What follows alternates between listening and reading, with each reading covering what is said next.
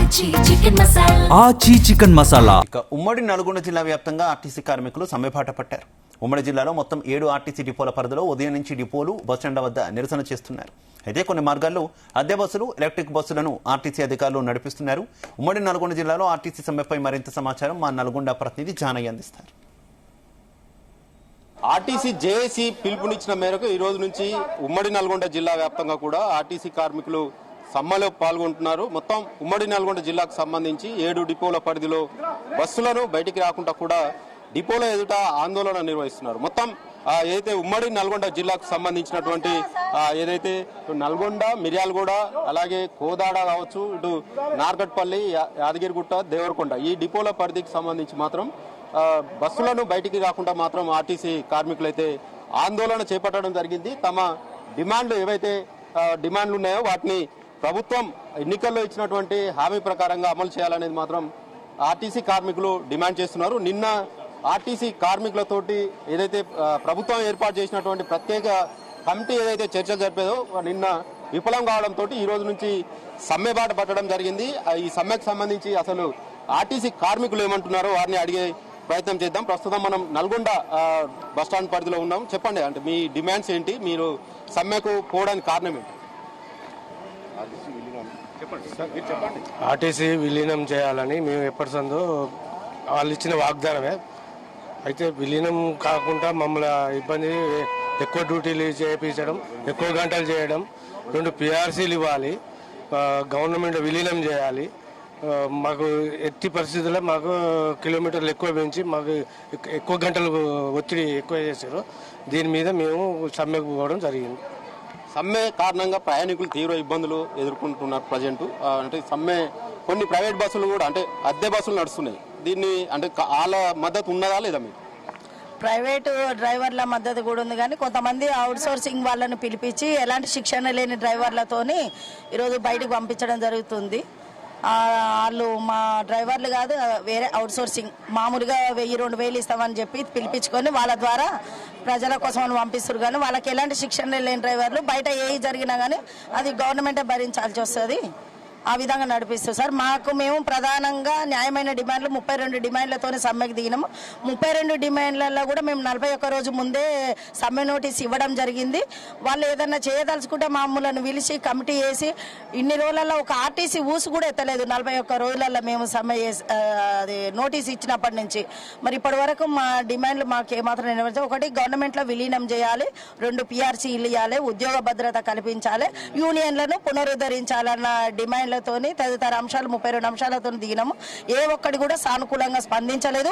మాకు సమ్మె చేయాలని ఏమాత్రం రాలేదు. ప్రజలకు అసౌకర్యం కలిగేటట్టు చేయాలని మేము ఏమనుకోలేదు. కాకపోతే గవర్నమెంటే మాకు సమ్మెలోకి దిగేటట్టుగా చేసిరు. మా సమస్యలు మాకు పరిష్కరించినప్పుడు మేము అక్కడ వెళ్లే వాళ్ళం కాదు. మాకు కేసీఆర్ ఏదో చేసిరు కాబట్టి ఆ పాలన ఆయన చేయలేదు, ఈయన మాకు మాటలు ఇచ్చింది కాబట్టి మీరు మేనిఫెస్టోలో పెట్టినటువంటి అంశాలను మాత్రమే అడుగుతున్నాం. కొత్తగా మేము ఏం అడగలేదు. మీరు పెట్టినటువంటి అంశాలనే మాకు చేయమని చెప్పినాం సార్. అంతకంటే ఎక్కువ మేమేం కోరలేదు.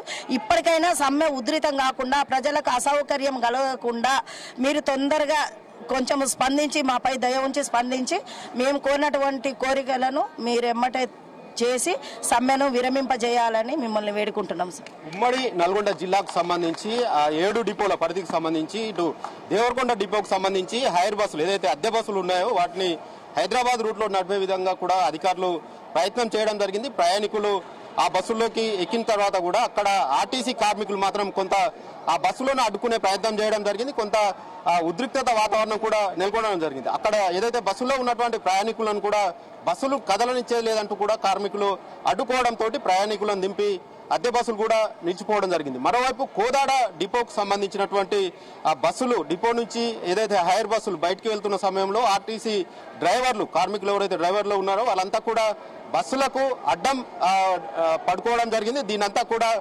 ఏదైతే అక్కడ కార్మికులు ఎట్టి పరిస్థితుల్లో సమ్మె చేస్తున్నాం కాబట్టి బస్సులు మాత్రం బయటికి వచ్చే ప్రసక్తి లేకుండా కూడా తమ డిమాండ్లను నెరవేర్చాలనేది కూడా కార్మికులు డిమాండ్ చేస్తున్న సిచ్యువేషన్ ఉంది. మొత్తానికి ఏదైతే ఈ సమ్మె కారణంగా ఆర్టీసీకి సొంత బస్సులు కాకుండా ఇతర ఏదైతే హైర్ బస్సులు ఉన్నాయో ప్రస్తుతం ఆ హైర్ బస్సులకు సంబంధించి కూడా కండక్టర్ ఖచ్చితంగా ఉండాల్సి ఉంటుంది. కాబట్టి కొన్ని హైర్ బస్సులను కొన్ని రూట్లలో మాత్రం ఇటు జెంట్స్ కు ఏదైతే ప్రభుత్వం ప్రవేశపెట్టినటువంటి మహాలక్ష్మి పథకం కింద మహిళలకు ఫ్రీ అయినప్పటికీ కొన్ని బస్సుల్లో మాత్రం జెంట్స్ కు కూడా ఫ్రీగా ఏదైతే డ్రైవర్ మాత్రమే వెళ్తున్న క్రమంలో మొత్తం ప్రయాణికులు బస్సులో ఎవరు ప్రయాణికులు ఉన్నా కూడా ఫ్రీగా జర్నీ సౌకర్యం కూడా ఈ సమ్మె కారణంగా కూడా కల్పించినట్టుగా కూడా తెలుస్తుంది. కొన్ని నల్గొండ డిపోకు సంబంధించి నల్గొండ నుంచి ఇటు చెండూరు కావచ్చు, మాచర్ల కావచ్చు, ఇటు సూర్యాపేట ఈ రూట్లలో వెళ్తున్నటువంటి బస్సుల్లో జెంట్స్ తో పాటు మహిళలతో పాటు జెంట్స్ కూడా ఫ్రీ జర్నీ సౌకర్యం కూడా